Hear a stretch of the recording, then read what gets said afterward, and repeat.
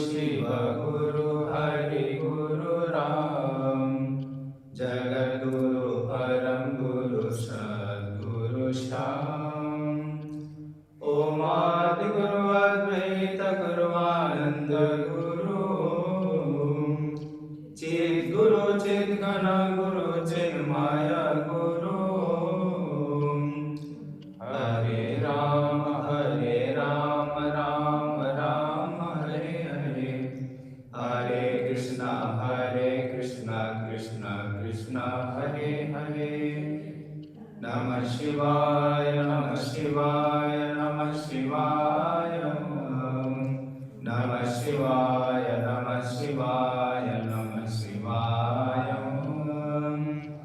ओम नमो नारायणाय, ओम नमो नारायणाय, ओम नमो नारायणाय, ओम नमो नारायणाय।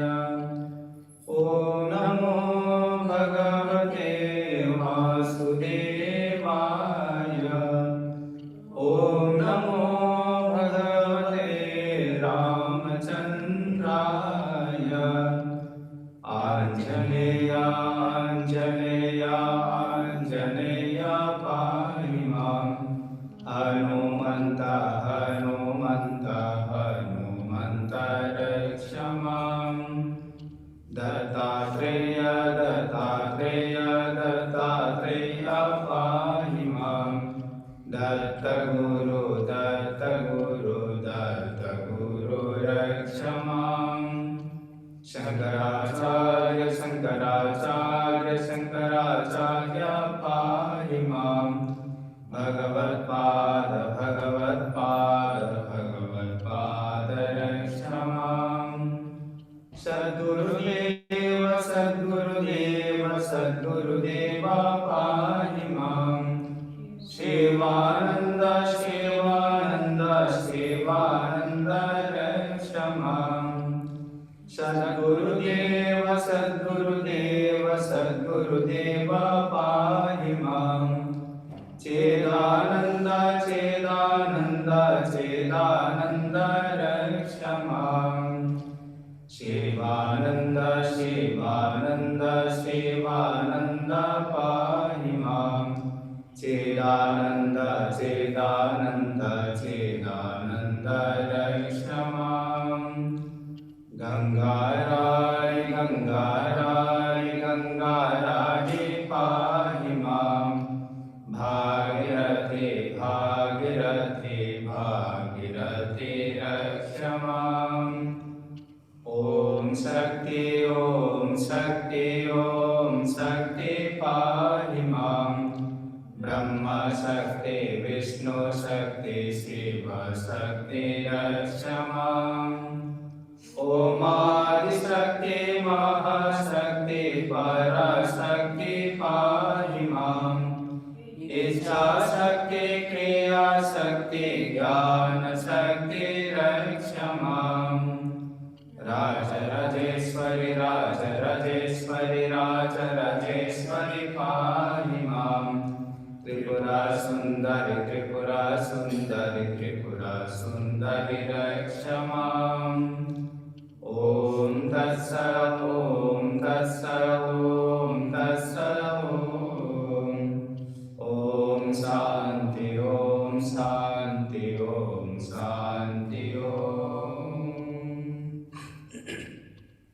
गजाननभूतगणाधिसेवितं कपित्थजम्बूफलसारभक्षणम्, उमासुतं शोकविनाशकारकं, नमामि विघ्नेश्वरपादपङ्कजं।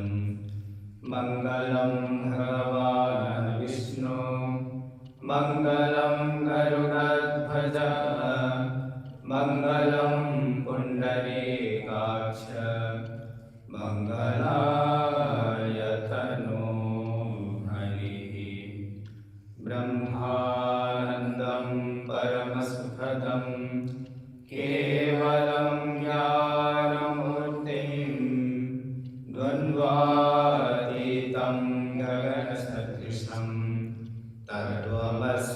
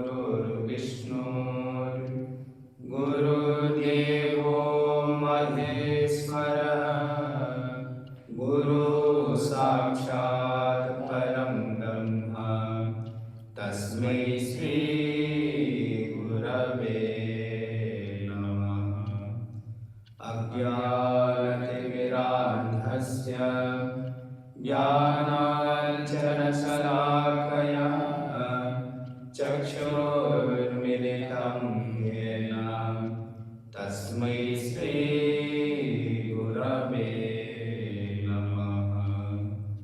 ध्यानमूलं गुरुर्मूर्तिः, पूजामूलं गुरुपदम्, मन्त्रमूलं गुरुर्वाक्यं, मोक्षमूलं गुरुर्कृपा। ॐ नमः शिवानन्दाय गुरवे सच्चिदानन्दमूर्तये निष्प्रपञ्चाय शान्ताय निरालम्बाय तेजस्वी। अन्यथा शरणं नास्ति, त्वमेव शरणं मम। तस्मात् कारुण्यभावेन रक्ष रक्ष महेश्वर। ॐ सहना भवतु, सहनौ भुनक्तु, सह वीर्यं करवावहै, तेजस्विनावधीतमस्तु मा विद्विषावहै। ॐ शान्ति शान्ति शान्ति। हरिः ॐ।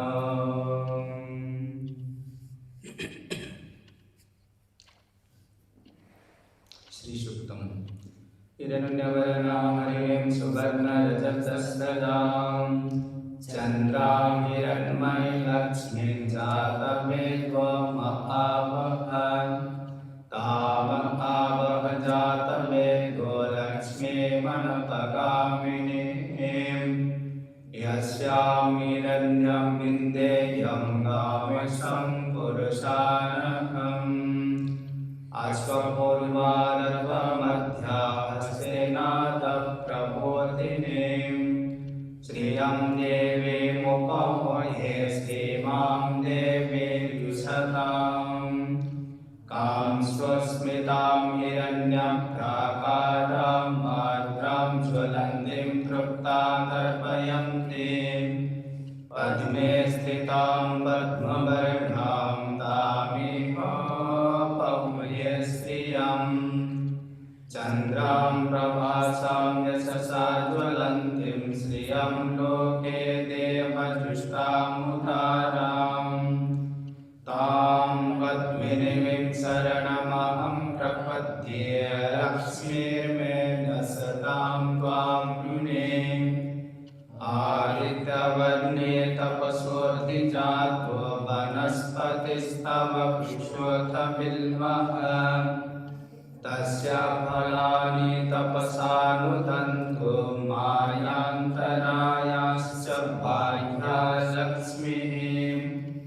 उपेतु मां देवसखः कीर्तिश्च मणिना सह। प्रादुर्भूतोऽस्मि राष्ट्रेऽस्मिन्, कीर्तिं वृद्धिं ददातु मे। क्षुत्पिपासामलं ज्येष्ठामलक्ष्मीं नाशयाम्यहम्। अभूतिव समृद्धिं च सर्वामिर्मदमे गृहाति। गन्धद्वारां दुराधर्षामित्यपृष्टां करिष्यिणीम्। ईश्वरीं सर्वभूतानां तामिह पौये श्रियम्। मनसः काममाकुतिं वाचः सत्यमसीमहि। पशूनारूपमन्नस्य मयि श्रीसयतां यशः।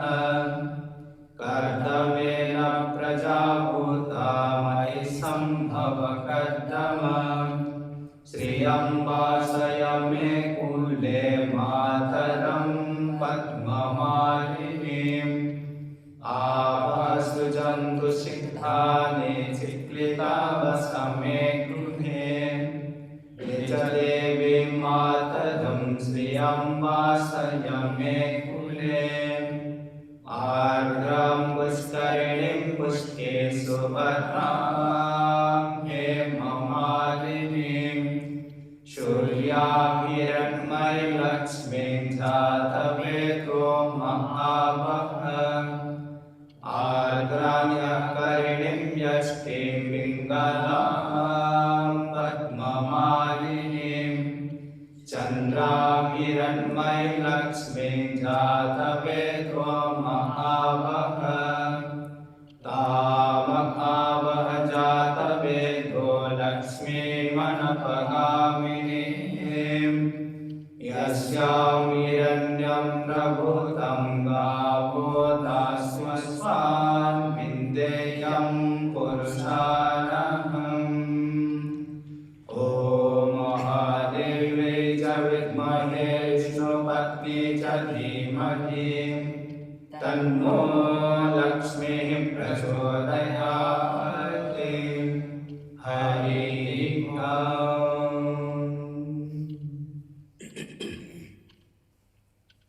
ॐ श्रीगणेशाय नमः अस्य श्रीशनिश्चरस्तोत्रस्य दशरथऋषिः शनिश्चरो देवता त्रिष्टुप्छन्दः शनिश्चरः प्रीत्यार्थे जपे विनियोगः दशरथ उवाच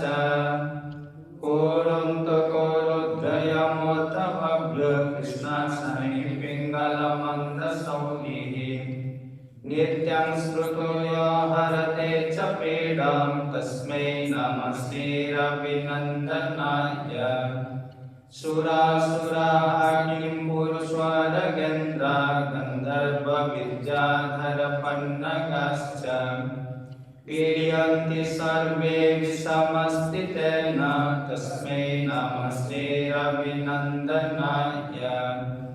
नरेन्द्रः पशवः मृगेन्द्रः वन्याश्च ये कीटपतङ्गभृङ्गाः पीड्यन्ति सर्वे विषमस्थितेन तस्मै नमः श्रीरविनन्दनाय देशाश्च दुर्गाणि वनानि यत्र सेनानि वेशाः पुरपत्तनानि पीड्यन्ति सर्वे विषमस्थितेन तस्मै नमः श्रीरविनन्दनाय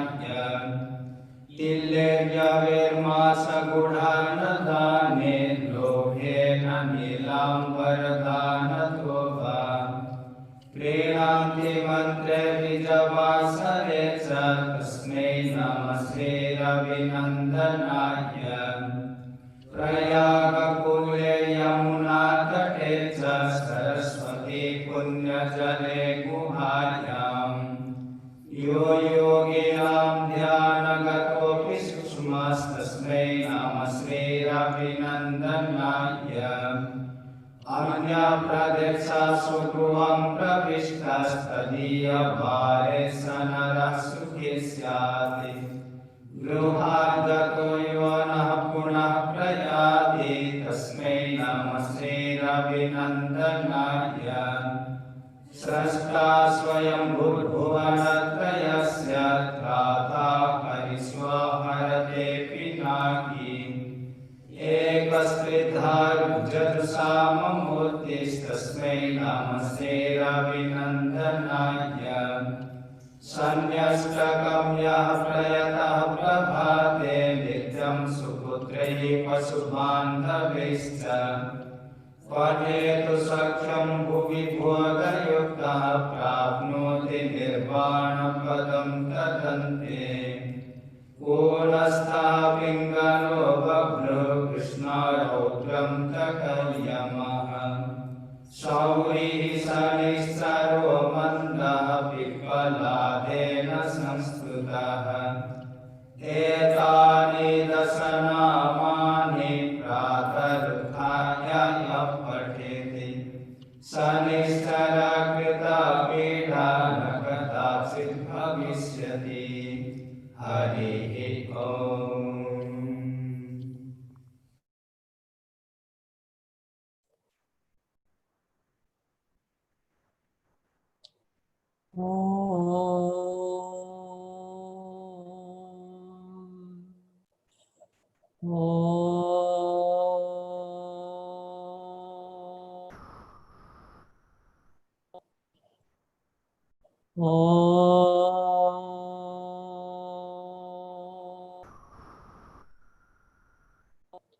Hariom, and very happy to welcome our Swami Muktananda ji again for this evening satsang. Swamiji will be taking your questions.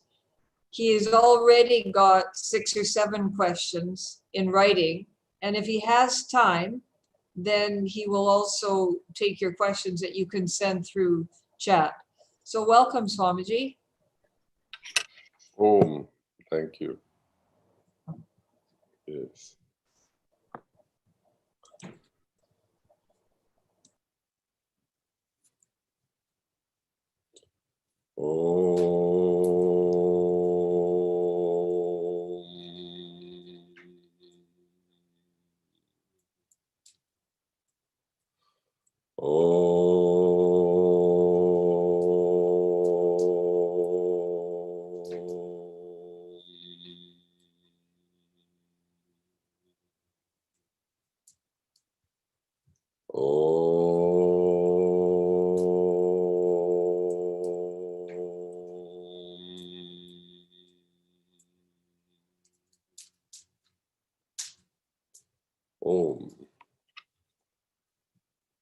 Good evening, good morning, good night, good afternoon, depending where you are.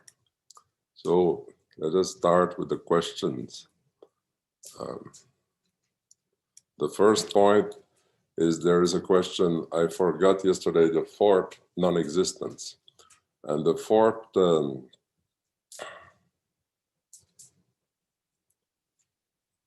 did I forget it actually? No. Is it a question about the fourth non-existence? Oh, yes. The first is, the second is, and the third one is a mutual non-existence, and the fourth, I did mention the fourth. The fourth is an absolute non-existence. That means the teeth of a chicken. I did mention that, actually. Yes. Because someone's saying, what is the fourth non-existence? Yes. So, questions. I have to read them because I was not able to print them. I hope that does not disturb, the fact that I'm reading them does not disturb the image that you have of me. I think not. So, if your delight in life is individual personality, but both of those is individual, if your delight in life is individual personality, but both of those you love and those you have observed, is this negated by a focus only on the universal? Well, you're missing the point.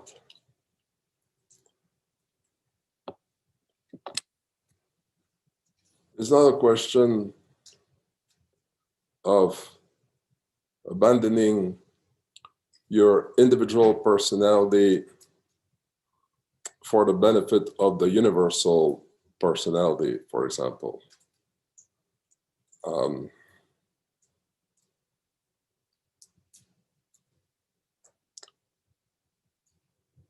It is because what is the individual personality anyway? It is a thought of yourself, thinking, I am the body and mind. And it means the delight that you have is actually your tongue enjoying an ice cream.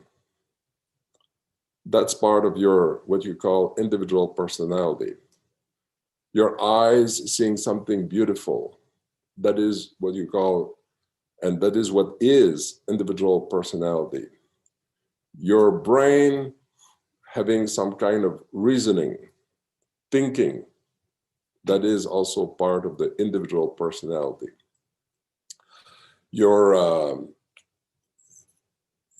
being identified to the senses of the body, enjoying the objects of the senses.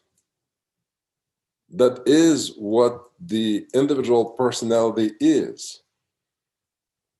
Otherwise, what is it? If you don't have your eyes, your ears, your brain, if you don't have the sense of touch, the sense of smell, the sense of hearing, so if you don't see, you don't, what is left at the end of the day? What is left? What is there of that individual personality? Nothing is left. You cannot express something in this world without the body in terms of what you think of as the individual personality if you don't have the body with its senses, 5 senses, and the senses of the mind as well. These are subtle senses.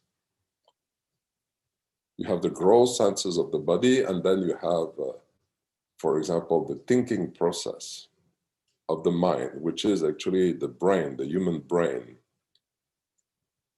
a pack of noodle, making it possible to have a certain reasoning, certain thinking, memory.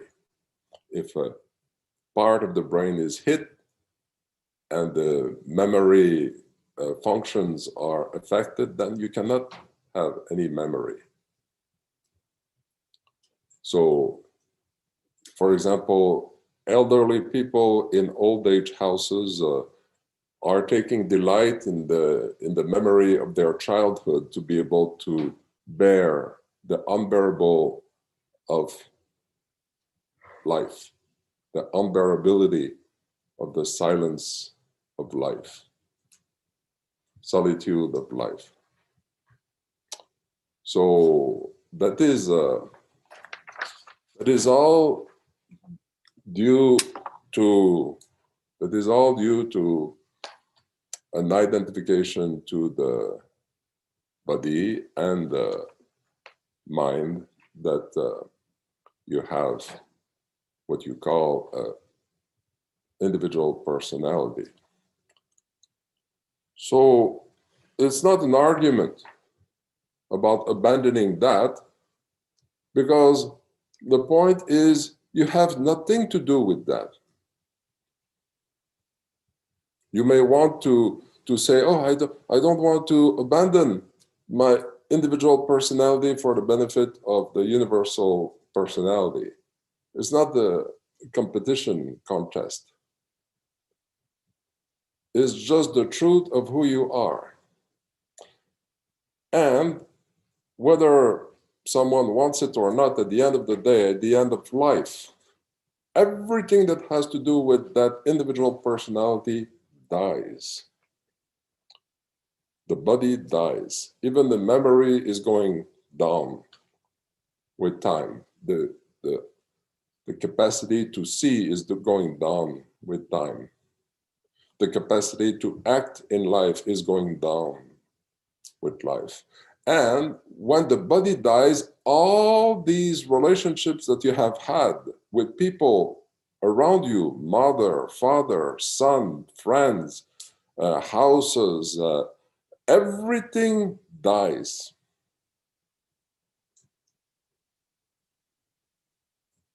Nothing is left of that individual personality. No more than when you are in the dream state.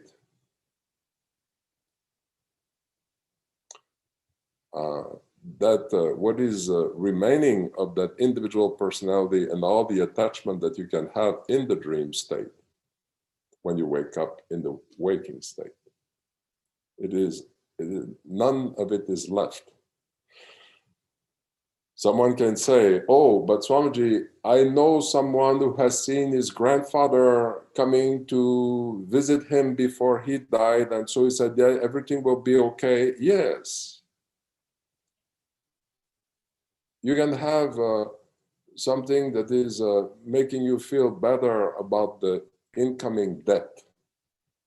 But in death itself, in that unmanifested state, each appearance of personality is going its own way.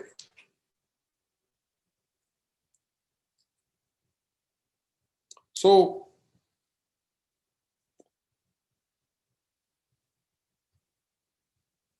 that is one thing.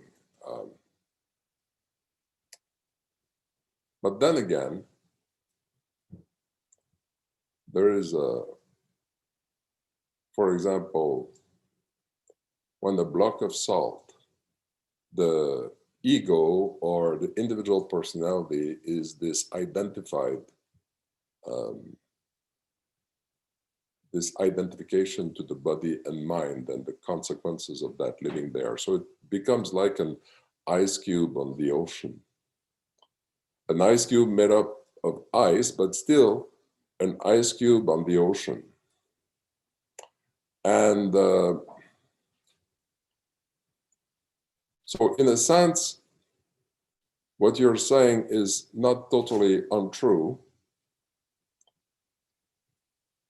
because we are having we're applying a certain discipline so that the ice cube of the egoic life is melting down for the benefit of awakening to the truth, where there is the glorious infinite consciousness,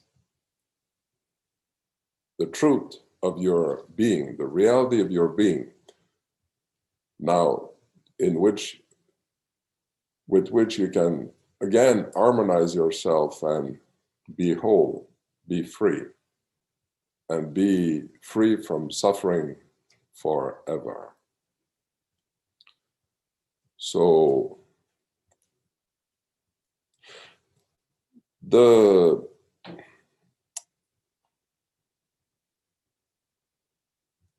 understanding that you're not the body and you're not the mind, and understanding that happiness does not come from the relationship with the objects of life is going to go a long way into this knowledge is going, when you reflect upon it, is going to go a long way about making you think in such a way that you're going to want naturally something that is deeper.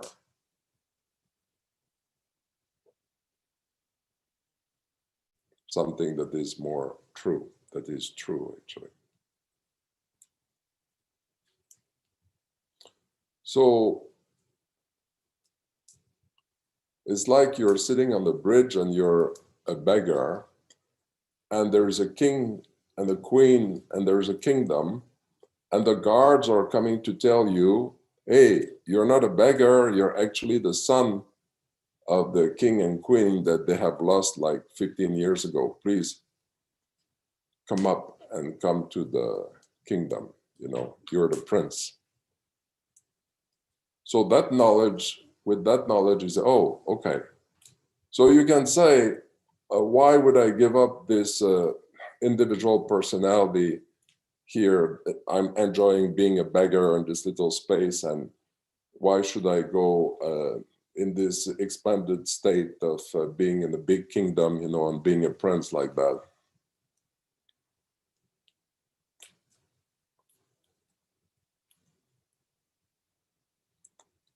And the reason why is just because it has to do with who you are. And it has to do with who you are not. And you're not the body, you're not the mind. You are the immortal self, even here and now.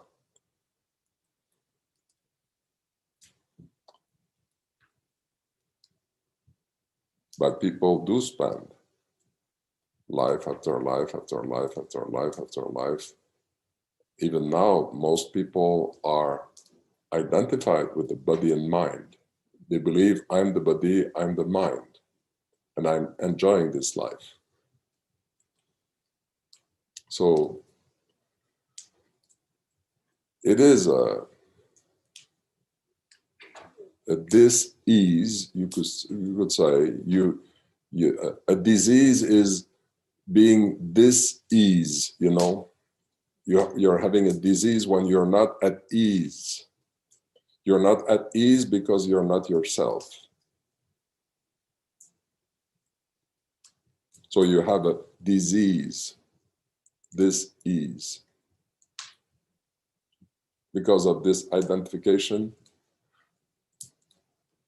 with the body and mind. And to cure that disease, the first step is knowledge. So there's a knowledge that is being shared with you. The fact that you're not the body, you're not the mind. That's a simple fact. Now one then can decide to walk on that path of discovery, discovering who you truly are. But even on that path of discovering who you truly are, you can still enjoy an ice cream and a good meal. You can still walk in the mountain and have beautiful views. You can still go to the ocean and you can still have a bath in the ocean. You can still have a normal life. But life is like, life then of discovering the self is like a family going into vacation. You're going with a car which is heavily charged, heavily loaded. You know, there is the car, then behind there is you have something to carry all the tents, the bicycles, the sleeping bags, the food. And so the car is packed up with the mommy, daddy, the children, and then a lot of things. And you're going in vacation, and you're going to the ocean. So you arrive to the ocean, but when you're starting to unload the car, but when you're actually going to the ocean, you're going almost naked. So the ideal process of life is a life in which you're starting to unload yourself from this false personality. What creates it first is I am, and then you put something to it. So the process goes through with the practice of japa and meditation and karma yoga, and goes through a process of ripening to I am. And loving God in the form of I am. And so all these false identifications are starting to be given to God, back to God. Give back to God what belongs to God. So everything belongs to God. If you're married with your wife,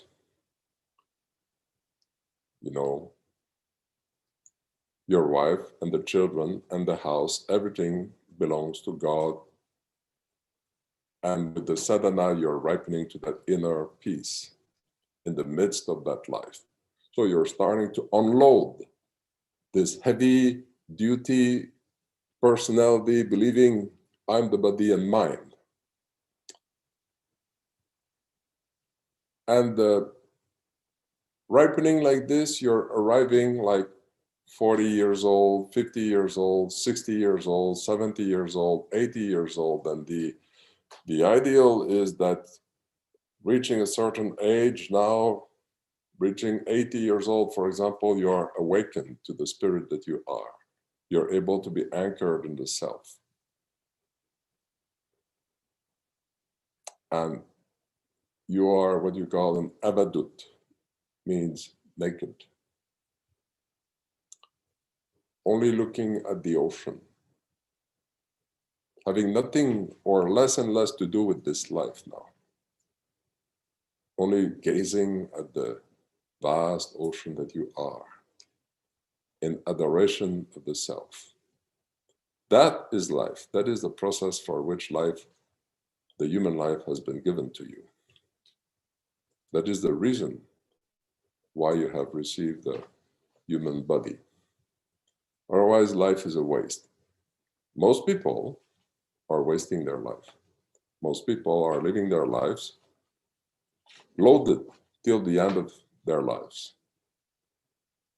And getting another human life when you have wasted all your life is very difficult, actually. It takes a long time. Suppose I give you a Ferrari, you know, that very expensive car. I give it to you for 3 years, and I tell you, okay, enjoy it for 3 years. And during the 3 years, you put it in the garage, and you take a hammer, you start hitting the car, and then you open to see the motor, and you start disconnecting things, pouring oil and destroying the car. Like that, people are wasting the human life by eating, not eating, but drinking, smoking, drugs, and, you know, all sorts of ways of destroying the body. And so after 3 years, I come back and I say, okay, what have you done with your life? With that car? And then you say, well, look what I've done with it. Now I'd like to have another one. You've seen that sometimes someone is dying for just 5 minutes. And then he goes through a tunnel, there's a light, he feels so peaceful. And then he sees someone or not that is divine. And then he's being told, hey, you're not supposed to be here yet. Go back. But wait. What have you done with your life?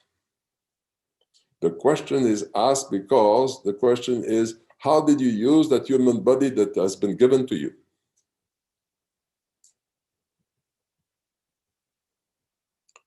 And if it has been used only to enjoy these 5 senses and the subtle senses of the mind, and then you say, I'd like to have another one, because what happens is that the desires that are born out of enjoying the objects of the senses does not die. So if I'm taking a cup of coffee in the morning and then, my coffee in the morning, when you're arriving on the other side, the same feeling of wanting that cup of coffee when you're still ignorant, you know, is there. But you are in a state that is unmanifested, and you still want that cup of coffee, but then the cup of coffee is going through you. And you cannot have the same gross enjoyment. And so the first thing that you say is, I want to live. I want my body back, please. And then the sages on the other side are saying, poof, couple 100 years, you wait. You've been wasting this one. We're not giving you one back. Not now. Take a number. It's that difficult. And the purpose of human life. And then now, most people, because they don't think, they don't reflect about that, they arrive at the moment of death, you know, and then suddenly at the moment of death, they realize, oh my God, I was supposed to achieve something here, and I did not pay attention to it. And then they cry. Now they cry. And you know what the sages say? No, what I've heard Swami Chidananda say very often, nobody pays attention to the crying. You know, it was for you to think with that brain when you were alive, and to reflect, and to no amount of crying at the moment of death is going to help. Not that I'm applying that to you, of course. You know.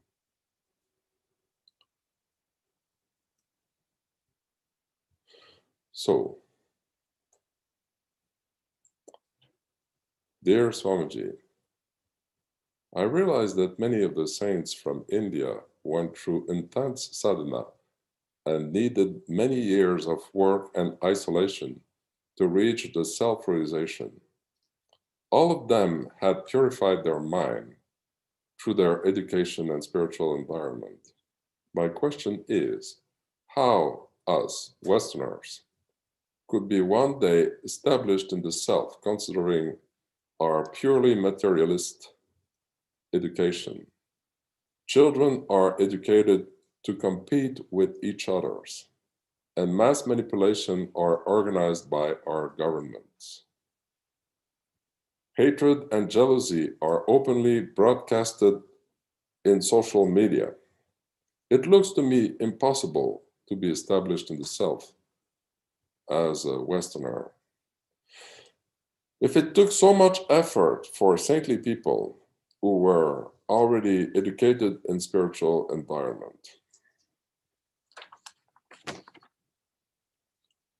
where God has put you is the perfect place for you to realize God. Wherever God has put you, because just one example in what you're saying, you know, you're saying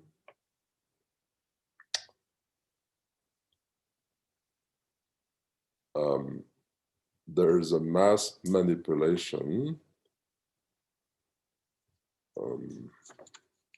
One thing I noted is could be one day children are educated to compete with each other, and mass organized with hatred and jealousy.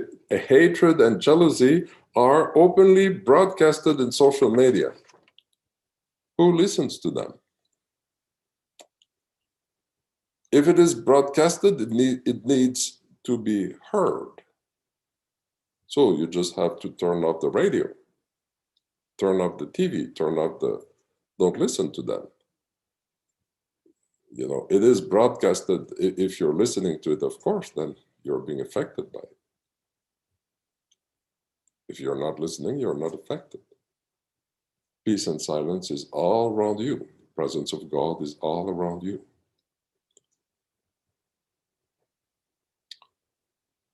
So,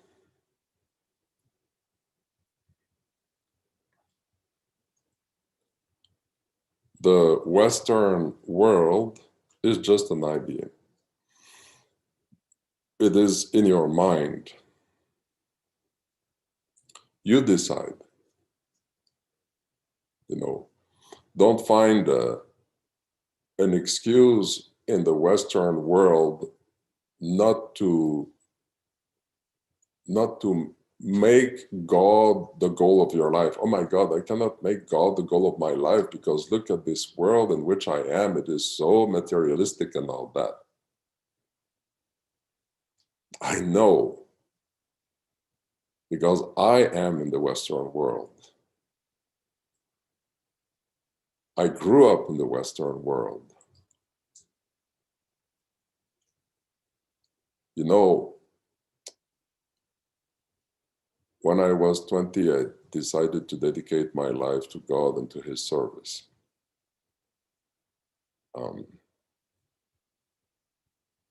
But I had to be here in Canada to serve my mom, and I built a company. And when I was 20, so I was very intense. You know, I would wake up at 3:30 to meditate, and gradually increasing the time of meditation. but then when I built that company and I was busy with that construction company, I didn't have time to, I was busy from 7 in the morning till 11 at night, sometimes in the season, 7 days a week. And so I didn't have time and the energy to wake up and do the same, have the same intense sadhana. So the only thing I had then was an attitude, having a little bath in that peace and silence in the morning, in the presence of God. And then an attitude in the day, I'm not doing, thou art doing. I'm not doing, thou art doing.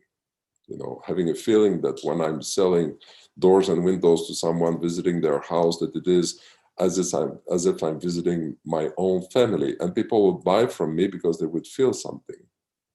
They would, of course, I was selling a good product too, you know. But and then the company expanded, and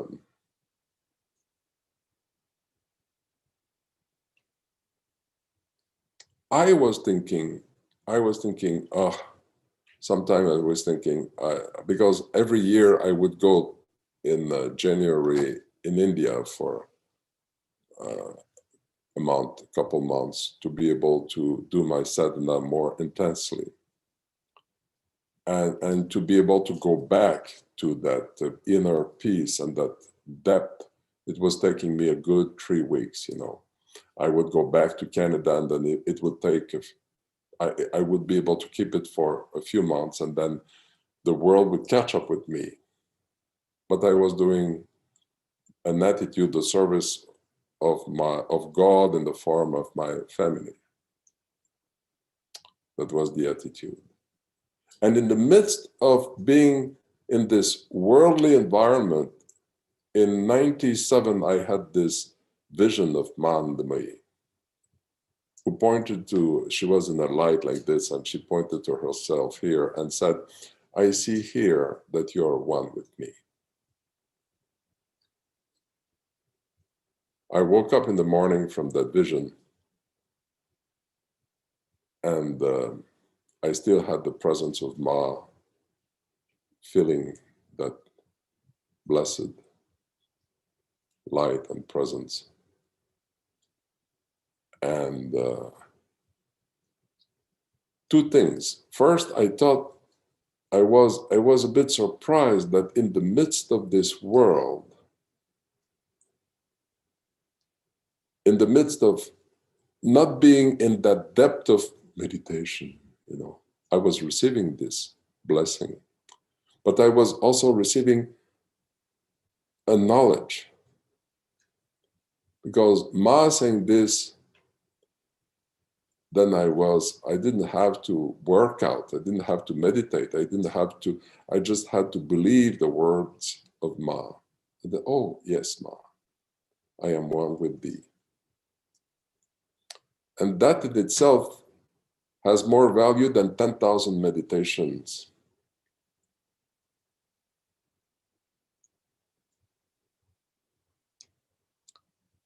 You know, but yes, the attitude, the sadhana has an importance, but it's not the sadhana that's giving you who you are. It is necessary to unload the ideas of what you think that you are, and that is why interiority has its place. So you do need to turn your mind towards God wherever you are, whether it is in India, in a sacred place, or whether it is wherever you are in the world.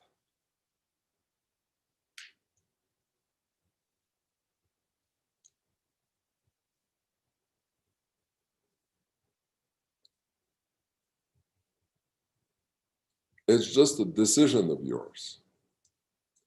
The environment cannot choose for you. You decide.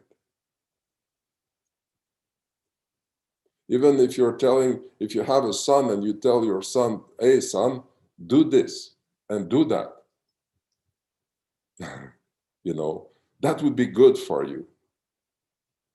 If the son decides, I'm going to do what I want to do, you know, if he's major and he's not going to change for you. So what is the environment around you able to do about you? Nothing. It's your decision. So you cannot accuse the environment, the Western environment, which is very materialistic, but it is materialistic everywhere. You can even go in Rishikesh and find a lot of materialistic environment there as well. You know.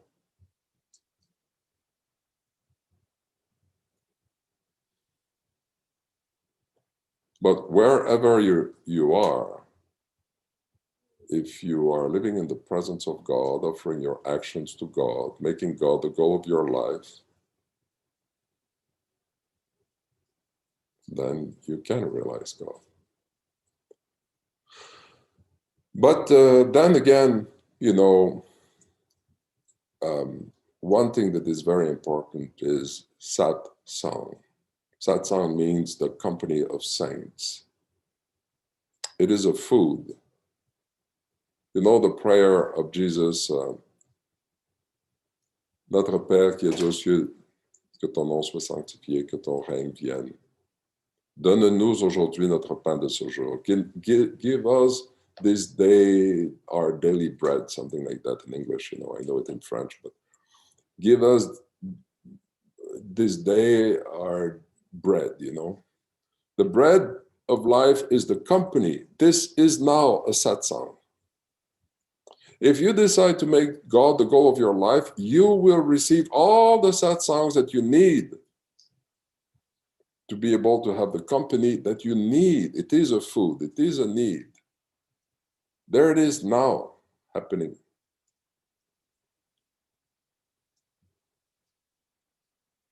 Yes, the environment, you cannot go into that muddy environment without being, you know, muddied a little yourself. That is true.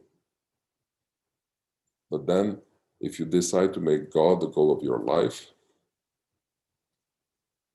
not a shrink of doubt about it, that you can realize it. Wherever you are, that is the place for you.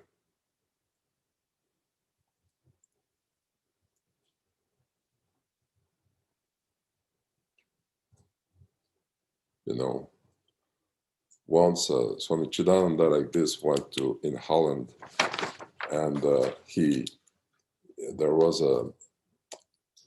was walking with disciples, and he said to them, "Okay, leave me alone."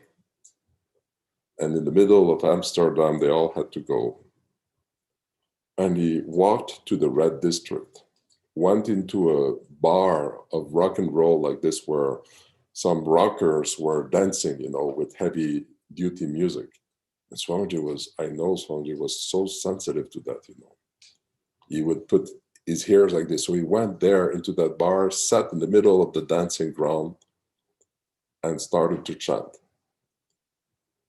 Hare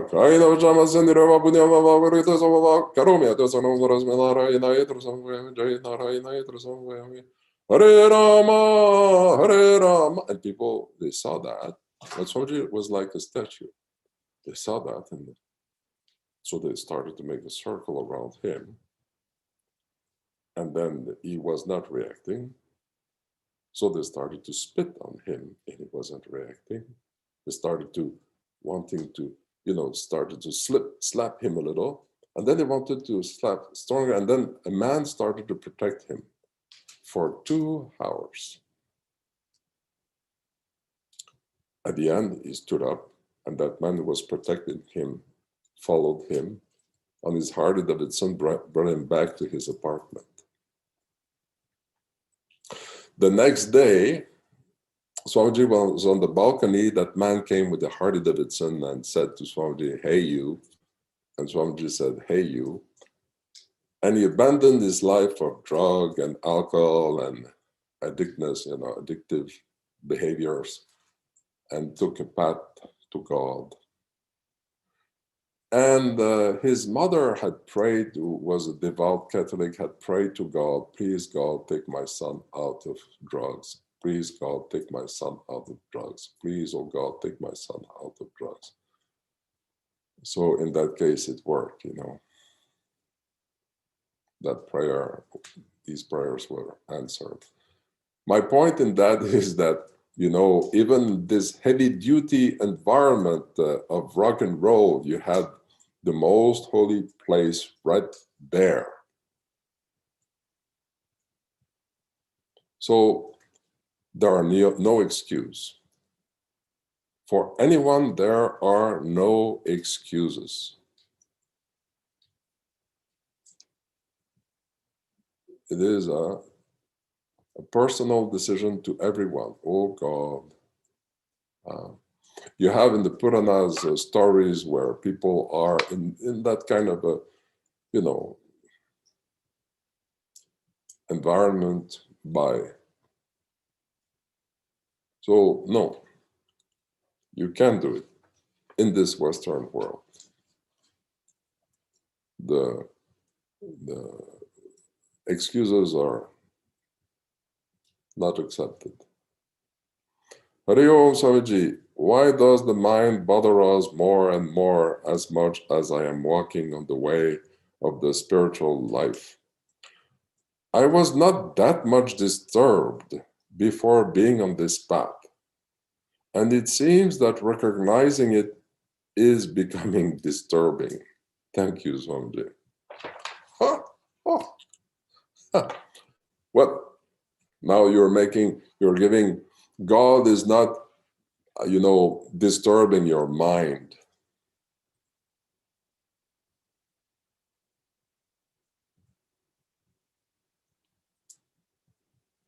The mind has a function. What is the mind? What is the mind anyway? That when we're talking about the human mind, not the mind of Vedanta, but the mind of the association with the brain, you know. Thoughts in particular.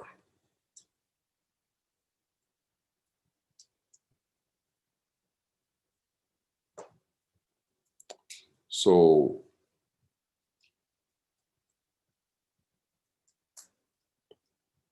the thoughts in particular, for example, what are they?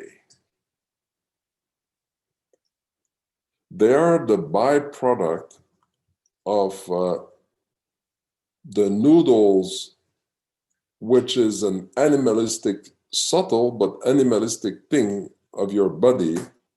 The noodles of the brain are, it is an animal, you know, you have the gross animal with the senses of the body, and then you have the subtlety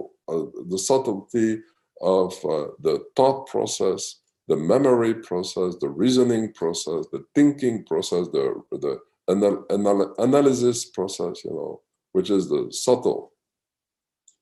But that subtlety is also, though it is subtle, it is also animalistic. And so, you know, you're wanting to do a sadhana, and then you find out, oh my God, what is that mind thinking? Oh my God, oh my God, oh my God, look at these thoughts.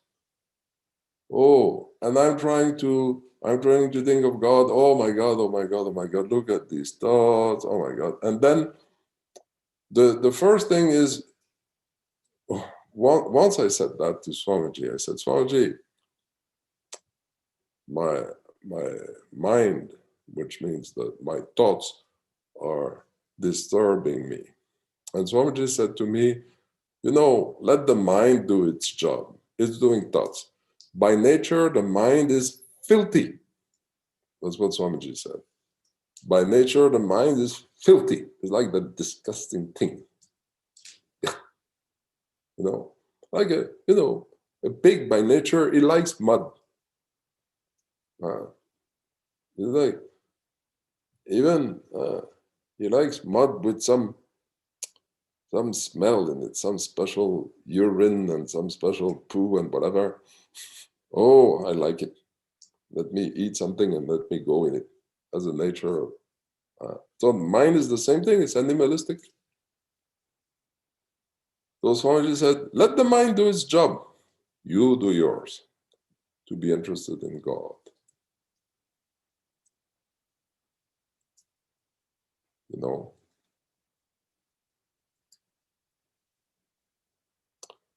So you should just remember that you are not these thoughts, that somewhere in your experience here and now, you're infinite and eternal.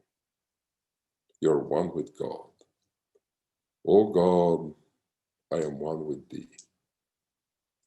I don't know where, I don't know how, but I believe it. In the question earlier, someone said, purifying the mind. Purifying what? The mind? Go purify a pig. Can you purify a pig? The mind is not purifiable. Yes, it is a thought that is given in the beginning, you know, when, yes, purify your mind. That means having the thought turning from this, you know.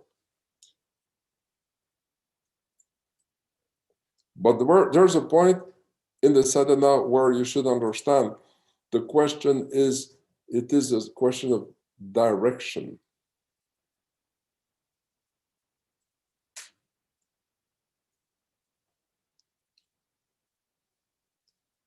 So we turn our interest to God. And there are two currents in life.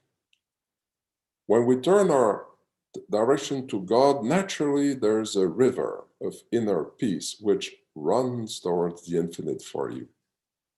But there is an opposite current which is the result of believing something in this world is going to give me happiness.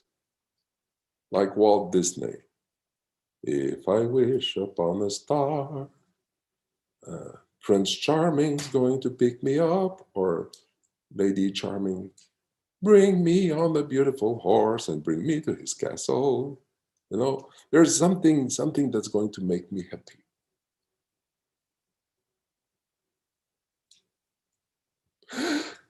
And then, cœur qui soupire n'a pas ce qu'il désire. You know what that means? Heart that does not have what it desires.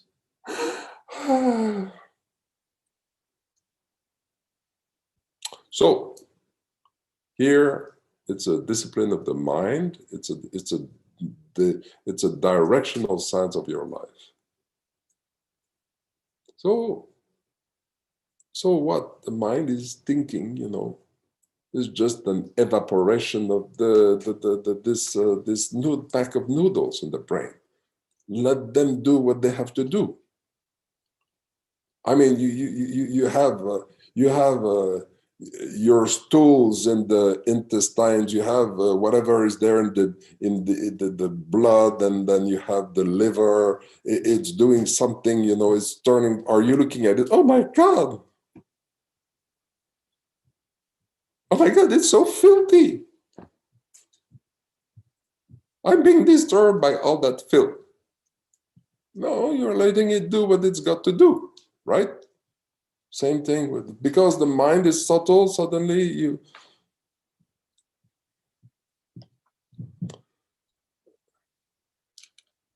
But then, of course, you know what the problem is? Problem is control. My guess is from your question is you want to control. You want to be the boss of your own mind. You want to be, no, I'm going to tell the mind what to do. So now, hey, the mind is not doing what I'm telling him to do. And And that is a difficulty which you cannot resolve unless you have the humility to recognize and to use the fact of God. A belief, a movement belief that is going, oh God. It's a movement of belief in God, using God. I can do it. You can. I can do it. You can. So it's a movement of belief and directional sense. Oh God, all that I want is where I'm one with thee. And let this package of bones and blood and filthy thoughts do their job and do yours. Right?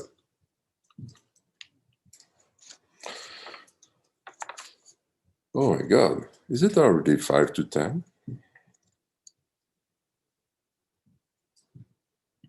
Swamiji, when we are in deep sleep, in a dreamless state of mind, are we able to realize our consciousness? Ariom. If you are awakened to the deep sleep state in the waking state, yes, you can be aware in the deep sleep state that you are sleeping. Now, now, if you have questions, you can. How do I go?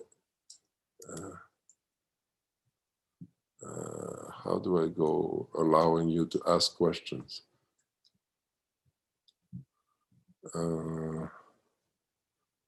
Ask the reactivation of your mic. Is that it? Let's see. Yes, questions. If you have questions, go ahead. Or if you want to ask, I can allow you to speak, I suppose, as well. Okay. Yes. Yes.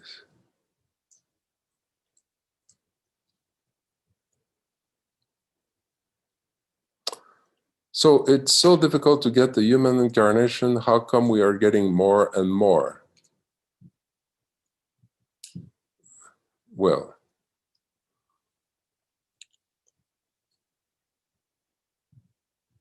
you know,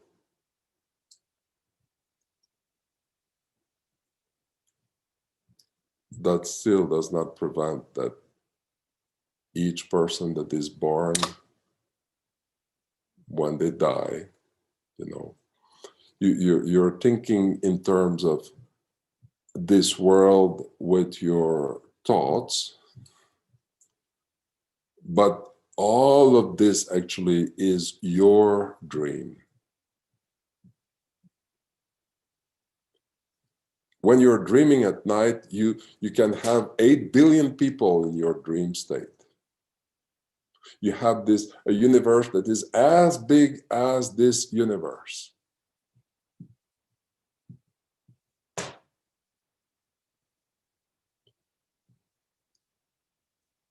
You can do everything in the dream state that you do in the waking state.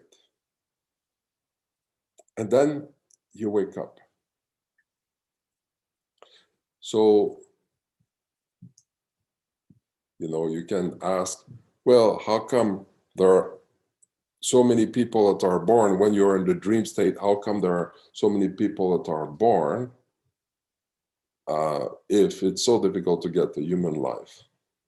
All that is said from a certain point of view, you know. Life is not based upon your thought of you as a human being thinking that you are in this universe.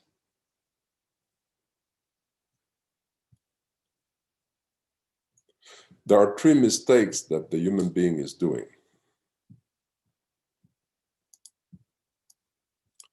A mistake about himself, thinking I'm the body and mind. A mistake about the world, thinking it is a reality and a truth. And a mistake about God, thinking it is separate from me.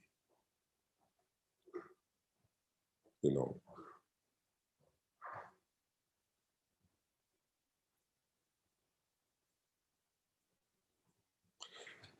And it is a shifting. You have to shift. Realizing God is a shifting your position. Like I said about the car unloading, where you're going from in the beginning, an identification with the body and mind, where you have questions, you know, relating to, okay, like this world is real and there are so many people, then how come there are more people being born if it is so difficult to get a human life? That's one point of view. But then you have to shift to inner life, seeing that this whole universe, including all the billions of people and all the planets and stars, are all an expression of Ma, of Kali, of that body of Christ here in that peace and silence. Love thy neighbor as thyself is seeing that this whole universe is happening here in that peace. Then you can wake up to that which is beyond. You can wake up to that which is beyond. And be reconciled with yourself. Of course, if you're starting from the point of view, I'm a human being, and suddenly you're arriving at a point where you're facing that great self, you won't be able to do it. Because it's going to be like, you won't be prepared for that. The self, the false self is thinking, but I'm going to die to my mom, to my dad, to my husband, to my children, to my house. I'm going to lose all that. Help. And someone is afraid. That's why we're being tamed by that peace and silence. And then awakening to that self. And gee, that's the best thing that can happen to you. Being home.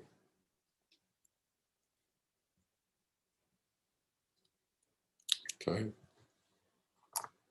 So, Om. All right.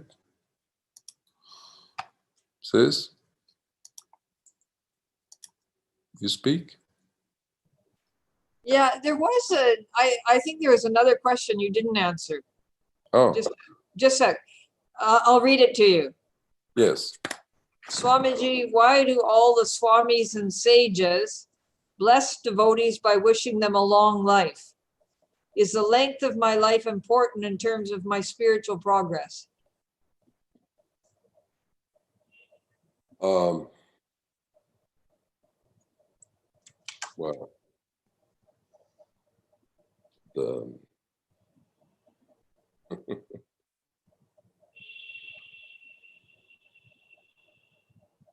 in the Hindu scriptures, life is divided in 4 parts.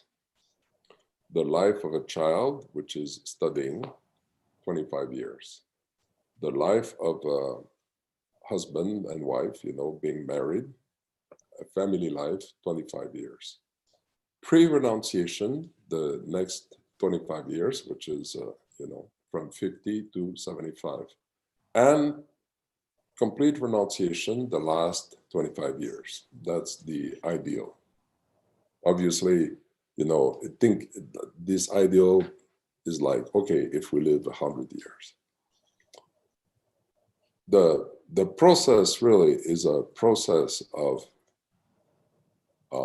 so life, when it is long, gives you more time. But actually to realize the self, when you decide that that is what you want, you don't have to wait till you are 50. Take Nisargadatta, for example. He was a father of 4 kids in the midst of Mumbai, in the slums of Mumbai, poor, living in two rooms with his 4 kids and his wife.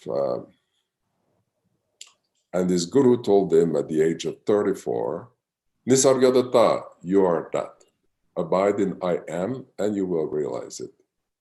So he believed it, and in all his free times, he would sit and abide in I am. And at the age of 37, the I, or the self, revealed itself to him. So he was 37 when that self presented itself to him. So,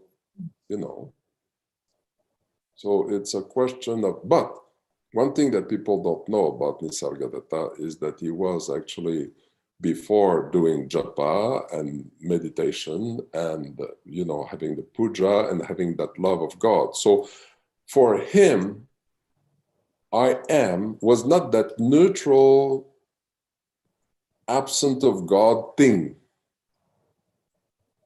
though universal and maybe intelligent consciousness, whatever. That I am was Ganesha. The I am was Durga, which means that when he was looking at I am, everything that I am was, for example, Kali, which was absorbing the whole universe here. When you feel that peace, then the whole universe is being swallowed here. How long does it take to do that? Not that long. If you have faith as big as a mustard seed, you tell that mountain to go and jump in the ocean, and it jumps in the ocean. So,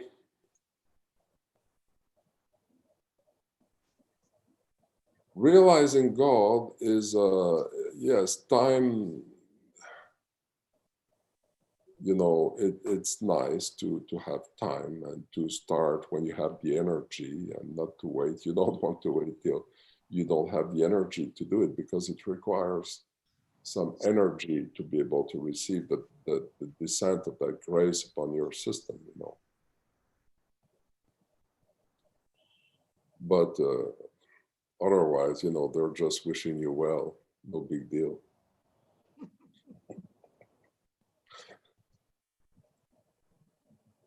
Yes, what else? Something? I think that's it for the questions. I loved your answer on the mind. Oh, no, there's something here. Dear Swamiji, the retreat has been so wonderful and nourishing. How can we hold on to the insights and inspiration and sense of connection to the divine as we return to our lives?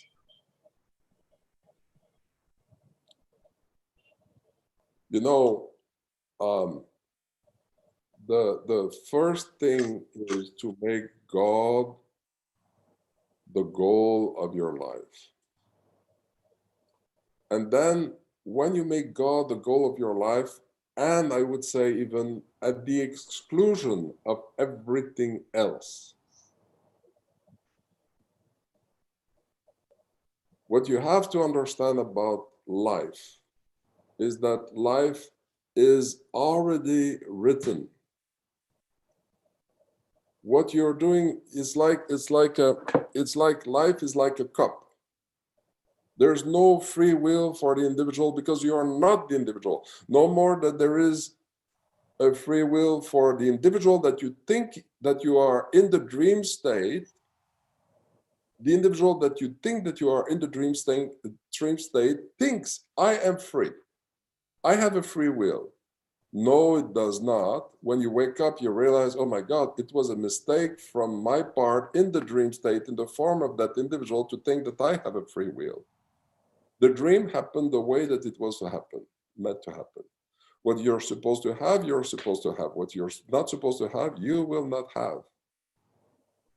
So life is like a cup, but you have two directions, like this, receiving, being up, and receiving the grace of God. That means living in the presence of God, making God the goal of your life, and or upside down, where it can pour down rain and nothing happens, because the direction of your life is going towards the senses. So if you are living a life of connectedness, then spontaneously in this lifetime you realize God. But the decision is like, oh God, all that I want. But it's not as if that is happening from one day to another. It's a thought that you have to entertain. You have to take a moment in the day to say, oh God, all that I want in this life is, Father, all that I want is that you reveal to me where I am one with thee, at the exclusion of everything else. You know, suppose that your son is in a dying condition in the hospital. Should you then abandon that thought and say, no, God, oh God, all that I want now is that my son gets well. And here I'm telling you, Guru Maharaj is telling you, God, the sages are telling us, no, you don't need to pray for what you want. The best service that you can give your son is, oh God. Of course, that son, you think of him, he belongs to God, so it becomes like a crucifixion. Not to me, not my will, but thy will. Not my will, but thy will. I want to see the Lord of Death coming to your son when you are in that condition. I want to see Yama approaching your son when you're in that sacrifice. And then, yes, it's time for your son to be picked up, you know? Then you're going to see Guru Maharaj behind. Hurry! Have you seen the condition of that man? He's sitting in that peace and silence, the immortal, and you want to approach his son? Oh, I'm not joking. This is the best service that you can give your son to. It's a paradox. It's a paradox. You're going in the direction of God. That's the best service that you can do. Oh God, all that I want is you, and you alone. Please, oh Father, reveal to me where I am one with thee. Above the fear of death, even in the face of death itself. So, I don't have time to tell you the story of Nicole, which is exactly in that line, beautiful. But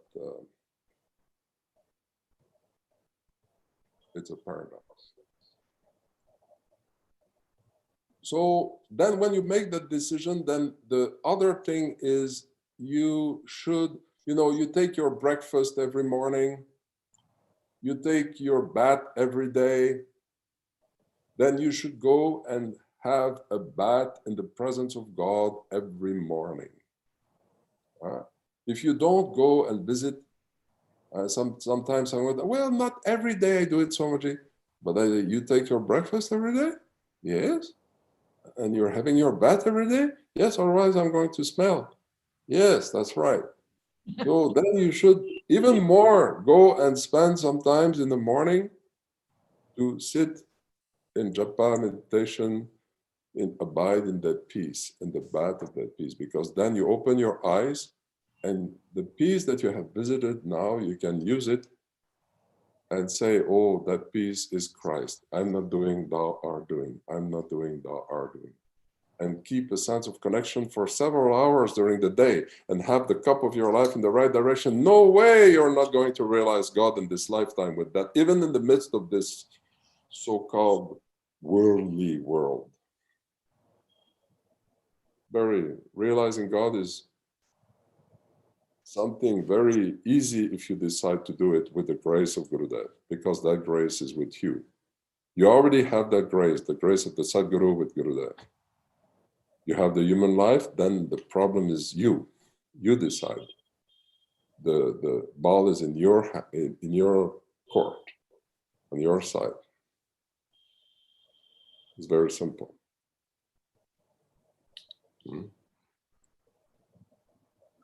Most revered Swamiji, can actions in the dream state also generate karma? No, Don't worry about that.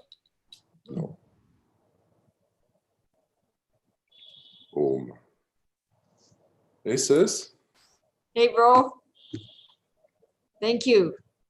You gave some, thank you so much, Swami. It's so important to listen to this blissful knowledge. Yes. Thank you, Swamiji, so much for lots of thanks coming up to you. You're most welcome. Yeah, for your great answers. More thank you. Yeah.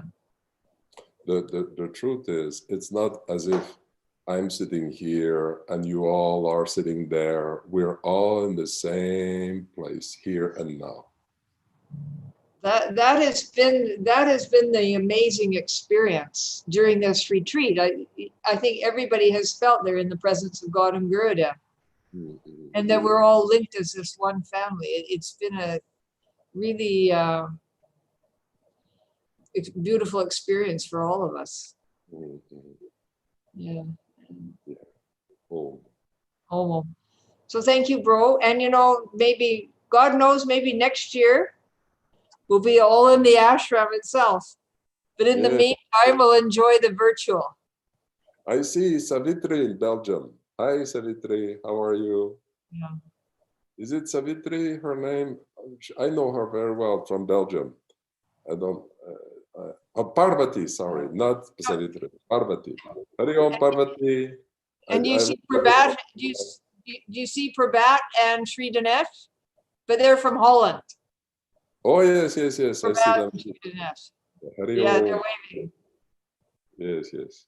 Om. Hari Om. All right. Om Purnamidam Purnamidam Purna Purnamidachate Purnasa Purnamadaya Purnameva Vishishate. Om Shanti Shanti Shanti. Thank you. Om. Thank you so much, bro. Most welcome. Hari Om. Yeah.